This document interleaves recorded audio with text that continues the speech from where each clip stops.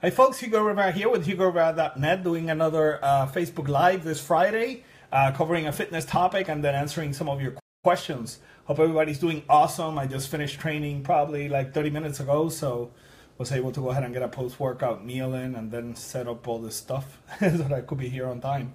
At any rate, let's go ahead and get started with the topic that I want to cover today. And today I want to go ahead and cover the importance of sleep.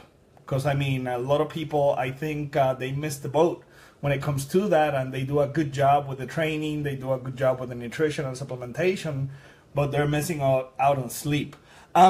First and foremost, everybody's a little bit different when it comes to sleep. A lot of people ask me, how many hours do I need to sleep? It really depends on you. I mean, on the average, 7 to 9 hours.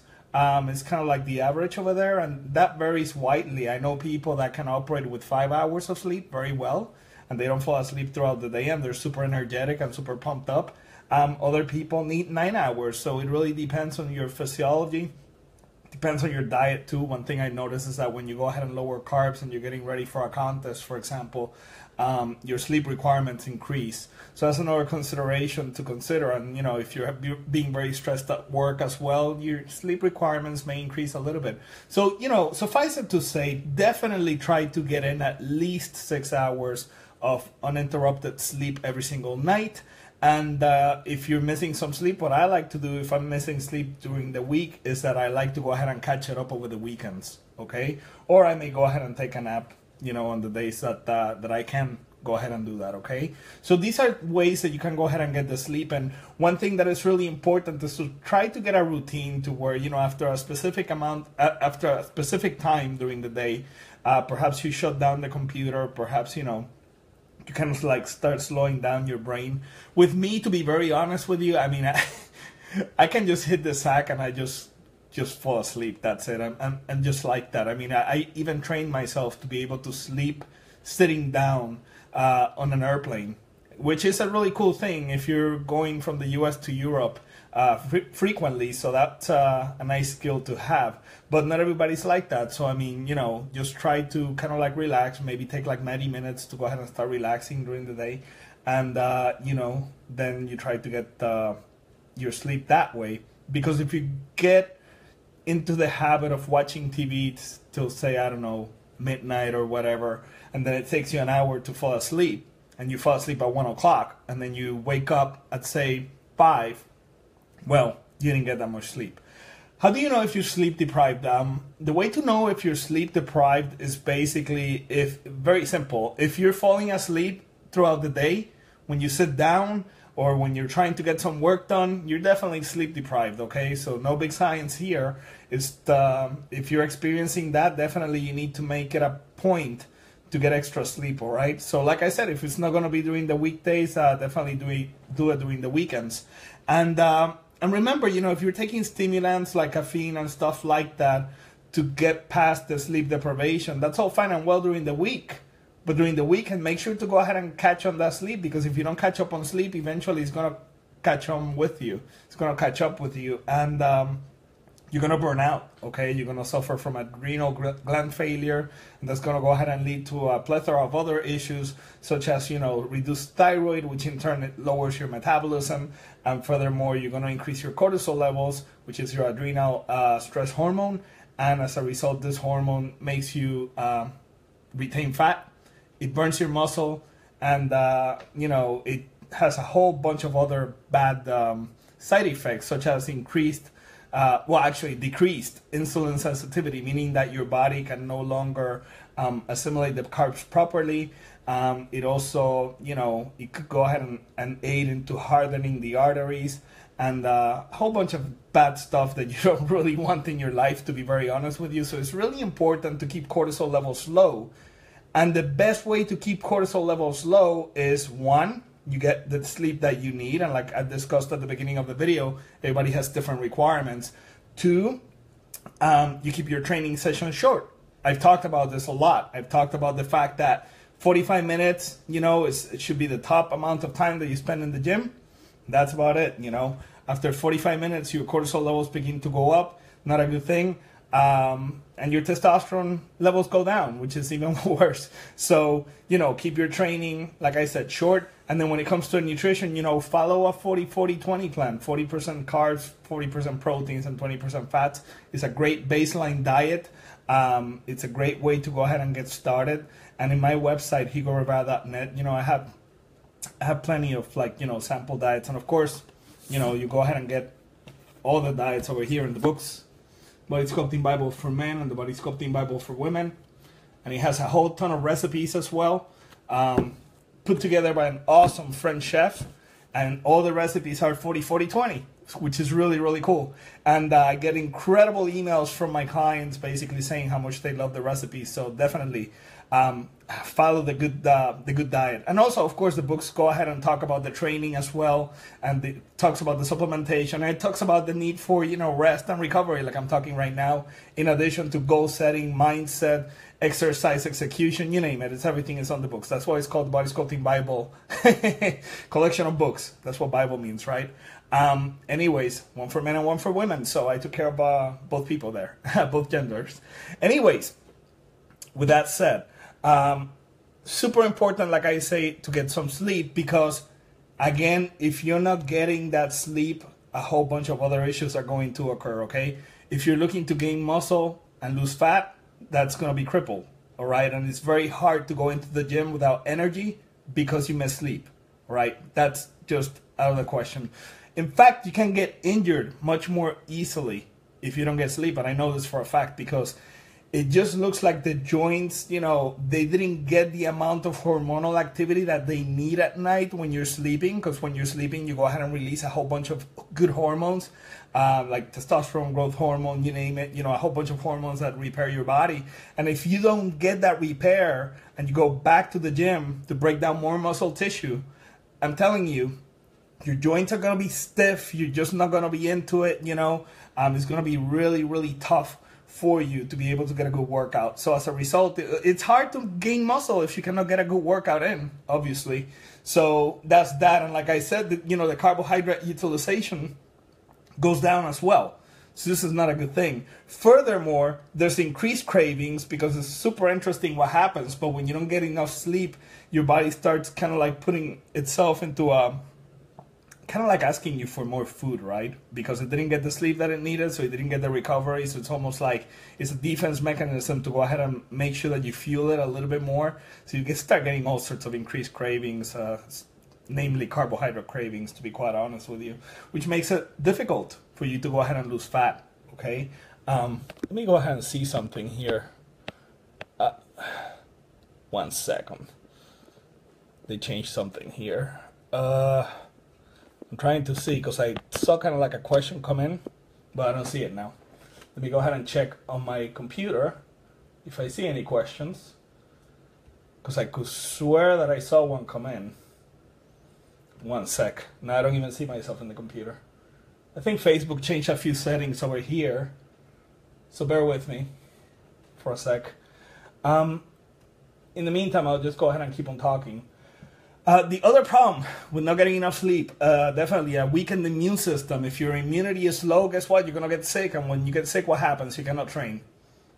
And if you're out of training for like a week, that already sets you back, and it increases cortisol levels and all this kind of stuff. So, I mean, the weakened immune system, not a good thing for you to go ahead and have. So definitely be sure that you can go ahead and get the sleep. Also decreased alertness, as you know, and decreased mind to muscle connection. All these systems get kind of crippled. So, when you go to the gym without enough sleep, it's going to be hard for you to fire off those muscles. And like I said, the joints are going to be a little bit stiff, so it's going to be much easier for you to get injured as well. All right.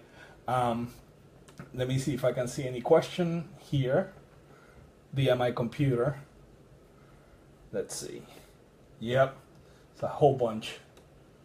1 sec.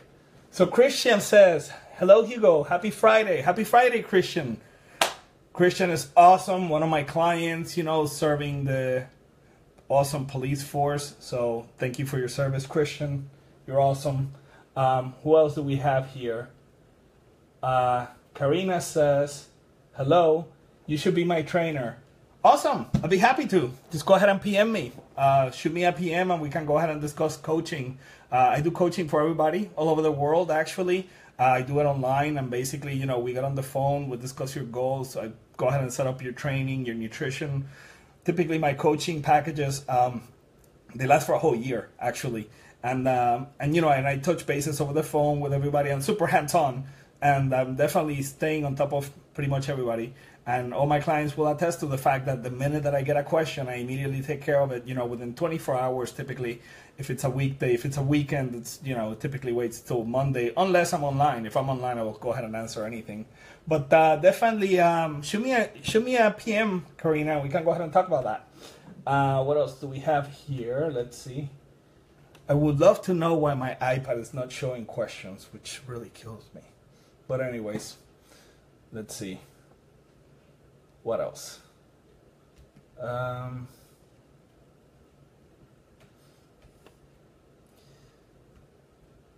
Let's see. Somebody else said something, but Facebook hit the comment.